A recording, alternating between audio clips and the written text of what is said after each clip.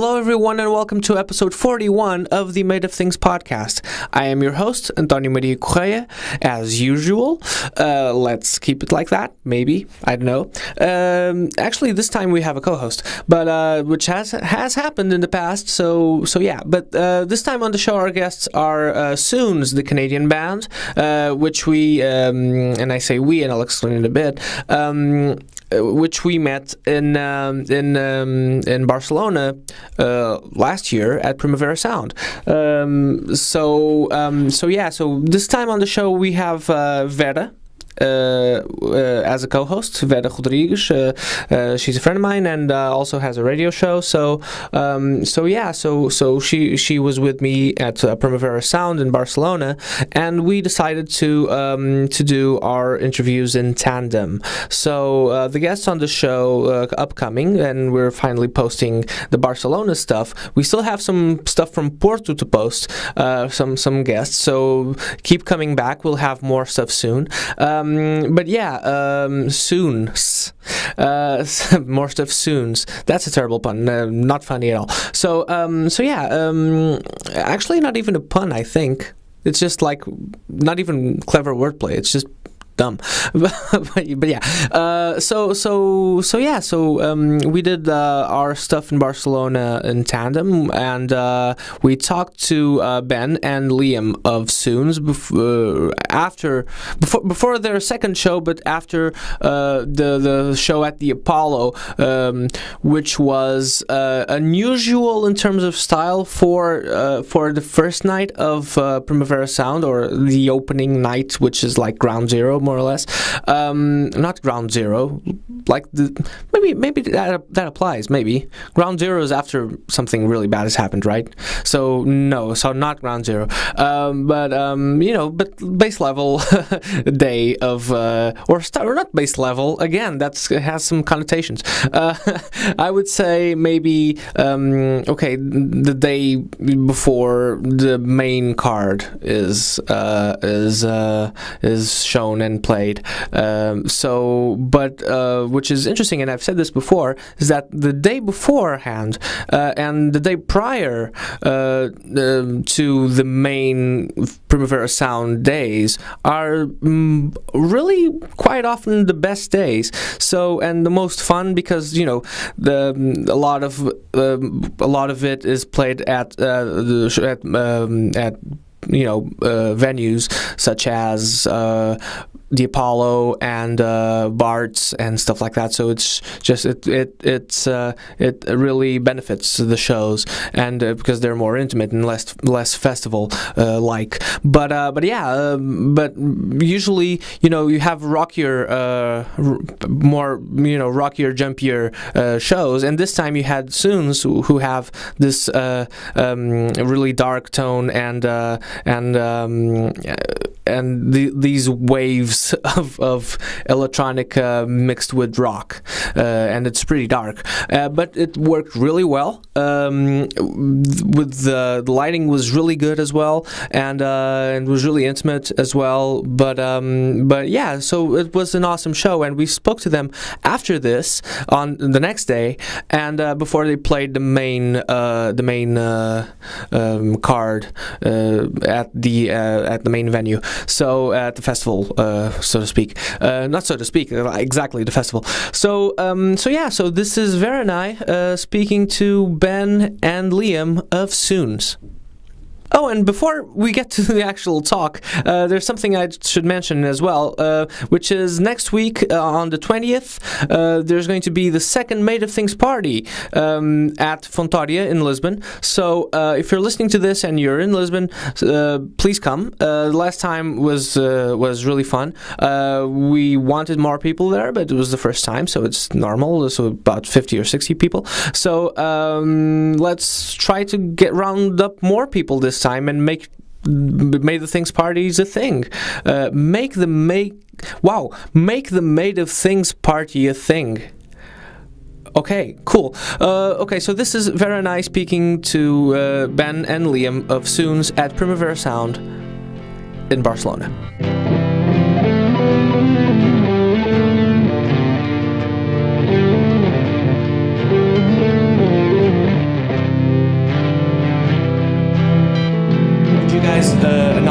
please. Introduce yourself. You're listening to Liam O'Neill. And this is Ben Shemie from Suuns. Fantastic.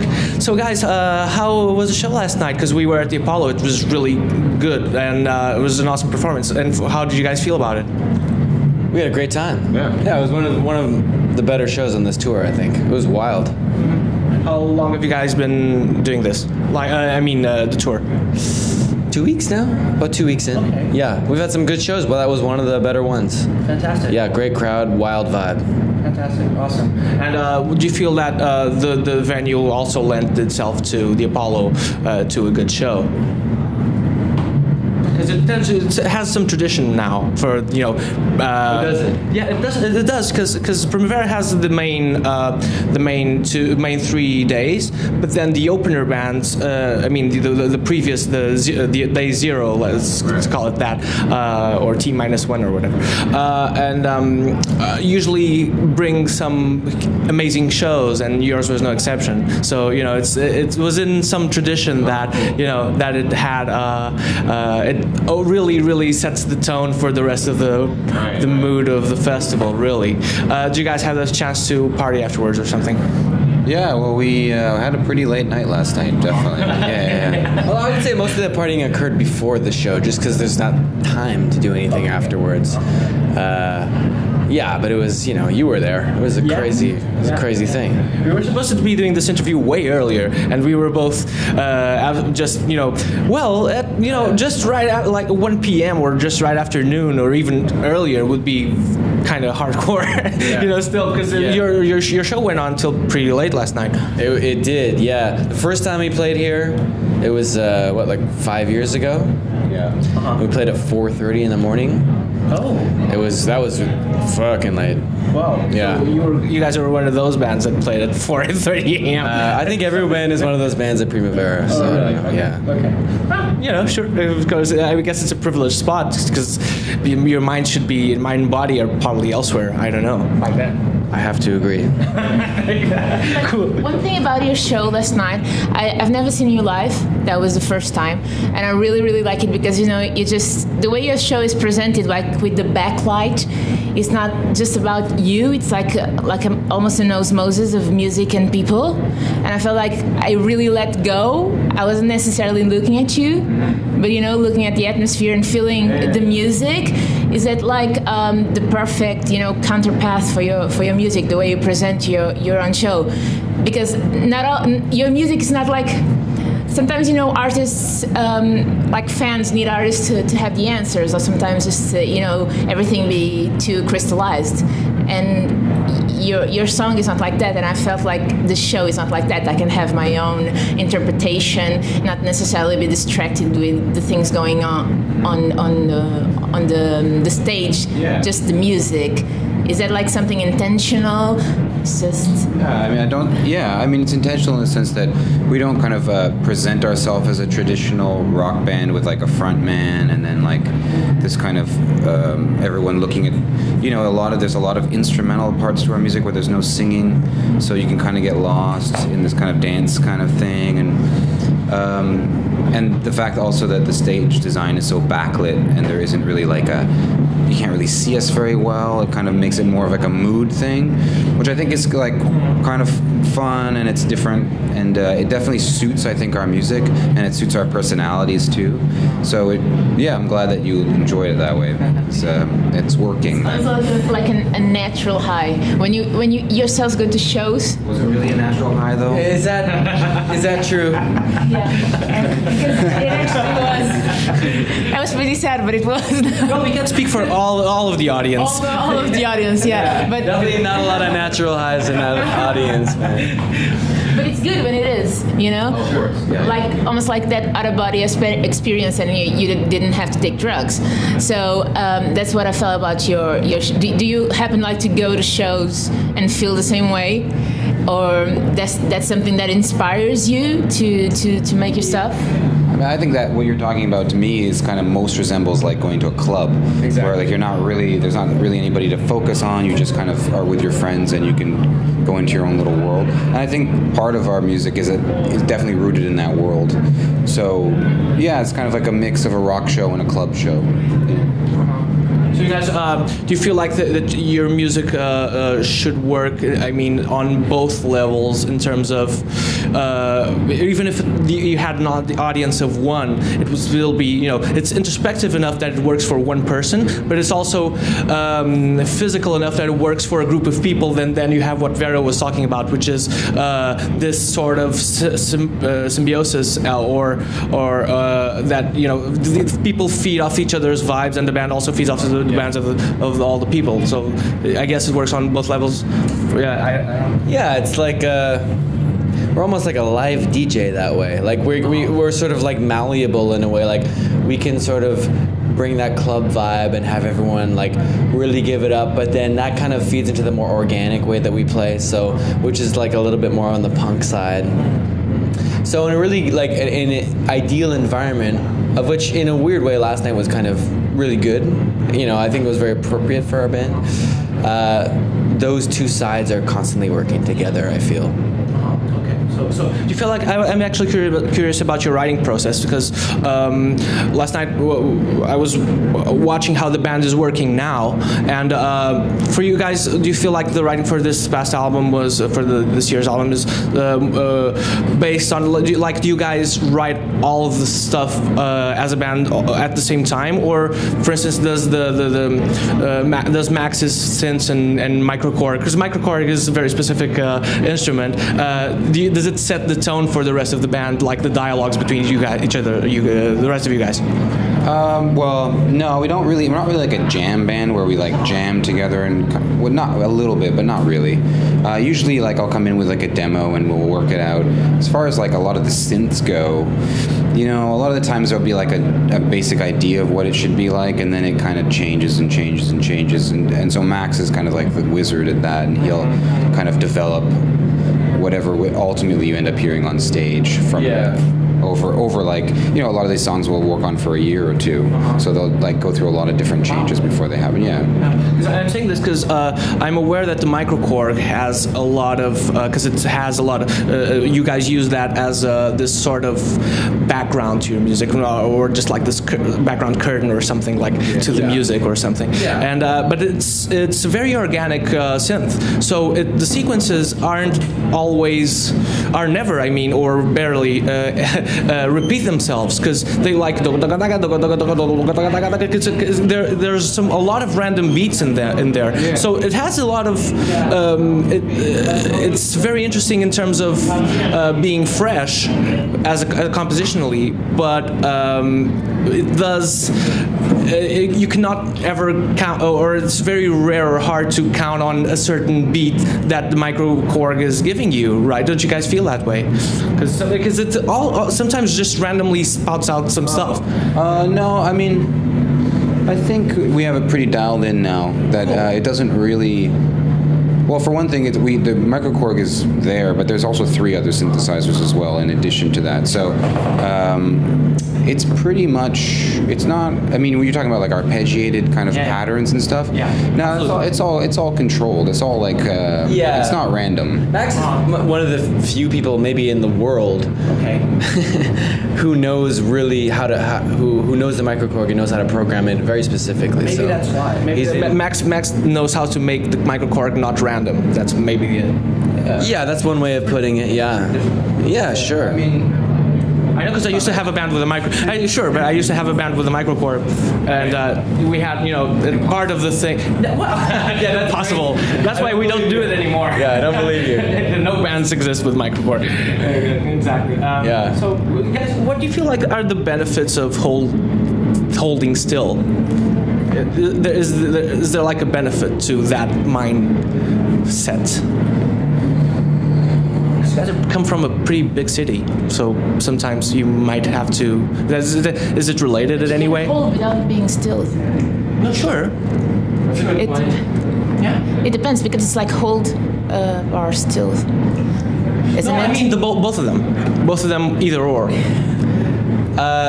Well, I mean, you know, I don't know if we think that there's benefits to that. Like, that's the name of our record, but we don't. necessarily endorse those positions. Like, yeah, it's like I mean that's a command, and so.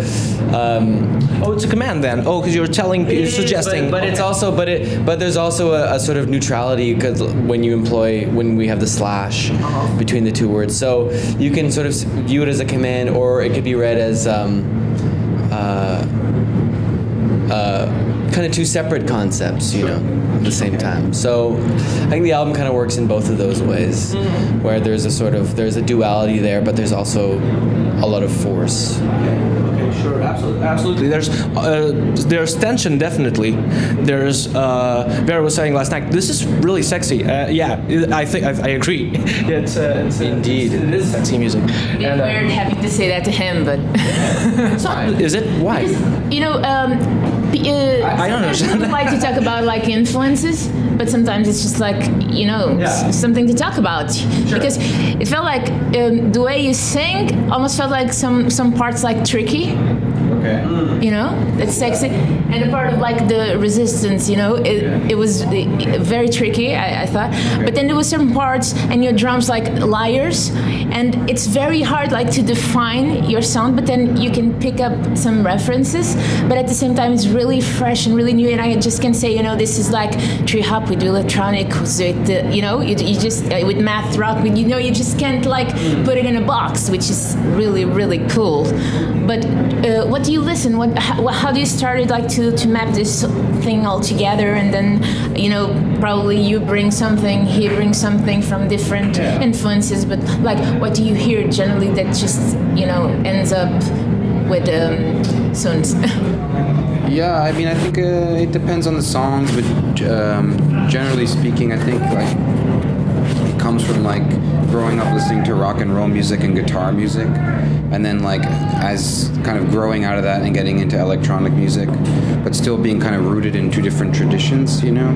And then I think so that's kind of like where it's coming from, and then having like a good taste in music and like making good decisions musically. I mean, that's the end of the day, that's like the difference between everybody, is just like the decisions that you decide to make, you know, and how you're going to craft something. And then we've just kind of over the years, and we've been a band for quite a long time now, kind of when we started kind of went down this road not really knowing what we're doing, and we've just basically been just refining it ever since. So it's just a refined version of what we were a long time ago, and that's just like a kind of a rock band with electronic, you know, that likes dance music. Yeah, and like and the way that you put it, you're like talking about how it sort of reminds you of these different things, but it doesn't. There's not one thing where you can put it in a box. I mean, that definitely reflects the way that we do make the songs, where we're pretty omnivorous musically. Like we listen to a lot of different sorts of things, and we're always just like whatever we're stoked on at that time, we'll like employ a little bit of that. And so we're never trying to go for one thing. That every song has its own kind of logic that it's resting on, you know. So yeah, we kind of we use all kinds of techniques, but in the end it's our philosophy. And you know, now we're at the point where we've been around long enough that when we write songs, we refer to other songs that we have, you know, like there'll be a conceptual idea, it's like, oh, it's kind of like in P9 when we, you know, sure. So we'll kind of like refer to ourselves a lot. That's awesome. That's a really good when it happens. It's a good sign. I guess. Yeah, I don't know. Yeah. This might tie in because the name of my show is called Made of Things, and I tend to ask something, which is when you guys dedicate yourselves to art and whatever it is you're doing as an artist, you probably had this moment in which you listened to something or heard something or read something that made you say, oh, I'm going to do this for the rest of my life. Did you guys have this, and what was it? In music? Yeah. Well, I mean, I think like any like boy who's like 10, 11 years old that gets his first rock and roll cassettes from his cousin, you say, oh, I'm going to definitely be an AC/DC when I'm older, you know? Yeah. It was like either... You could know. I could. There's an opening slot. You'd be the worst. You'd be the worst. I'm sorry, but like... Axel's pretty on the money, so I've heard. I suppose, yeah. He can stand. Exactly. Yeah. Not injured. But yeah, I mean, I think there is that like that formative time in your life where you really, I don't know, at that age kind of define a lot about who you really are. And that's kind of like my earliest kind of being like, I really just want to play rock and roll guitar and just be in a band, you know, and that's never really gone away. Okay. Do you ever? I'm sorry. Do you ever like get like starstruck? Like in yesterday we were arriving, and this is pretty stupid. But why I want to talk with artists is just like to have this kind of conversations, you know, just to know not exactly what you think, because that's kind of freaky, but like what you want to say to us and what you want to say to your fans through us. And when we were arriving in Barcelona yesterday, and in front of me was Dan Bejar, you know, and I was like, I couldn't talk to him because I was way too starstruck. But do you get like that? Like, you know, there are musics and moments that like define us, but there are also people we don't necessarily need to talk to them or no. But like those moments, it doesn't have necessarily to do with an album or just seeing someone or just seeing something that makes you know. I want to get around and talk to him. I want to get around and do that. You know what I mean? Kind of. Getting a feel for the person as well, I find is really important for us. I mean, that happens, especially at a festival where you see a lot of people that you admire. And like, I just spoke to Jeff Barrow outside, and there's a guy who's super cool, and I'm totally shy around because I don't know. I'm totally starstruck. And there's somebody who like I really, really admire, and who I really would like to circle around, like you said, and learn all that shit. Maybe some osmosis too. Right? Yeah, no, I mean. When you try to be like 100% cool and you're gonna fail completely. That's what happens to me at least. I think that's kind of, well, that's a good thing, I think, in some ways. No, I mean, I'm not really sure what the question is, though. Do you get like talking. like do you mean like are those like formative or influential experiences to meet people? Is that kind of what you're asking? Yeah. You know, because sometimes you just listen to. He was asking you if there was like a moment that defined what you're doing now. You know, and sometimes that's sort of not the question. I'm sorry, though. Music, you know, it can be a moment when you see like when you met somebody for the first time and that confirmed something about. I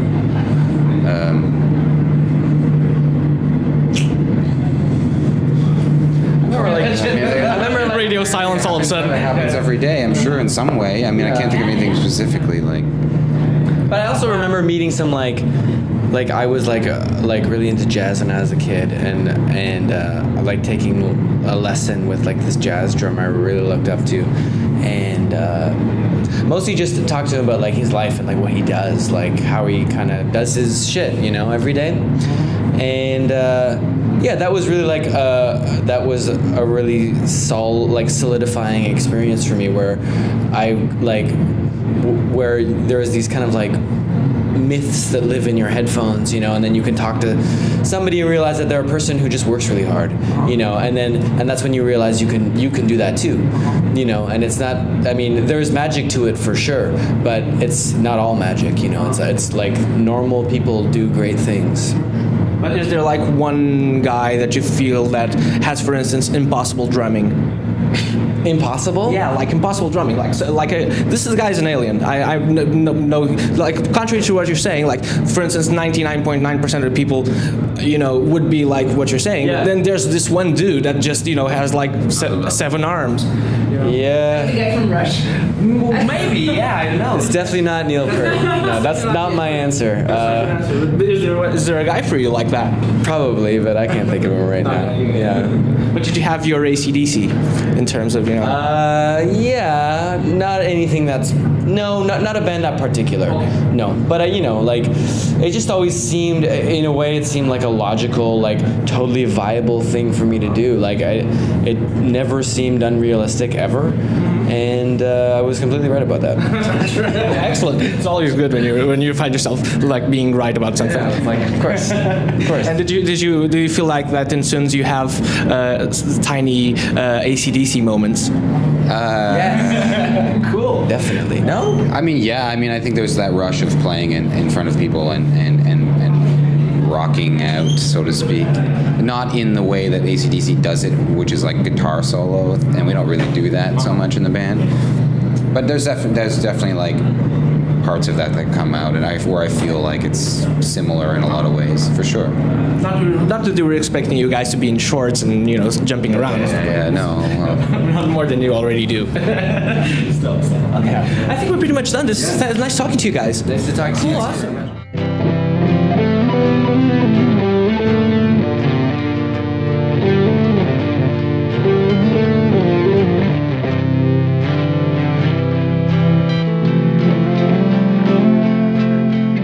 Thanks for listening, guys. Obviously, this is an audio interview only, so no video here, because we were in Barcelona. It didn't bring a camera, basically. So, but it's fun, because you get sort of other types of feel for people. So there's more stuff coming soon. For Primavera Sound wise, both in Barcelona and Porto. Keep checking our YouTube. There's more coming very soon, and related to these festivals and not as well. So YouTube, Instagram, Facebook, Twitter as well, and I guess that's it. So yeah, follow us, guys, please. I need to live. So yeah, thanks a lot for listening. Bye.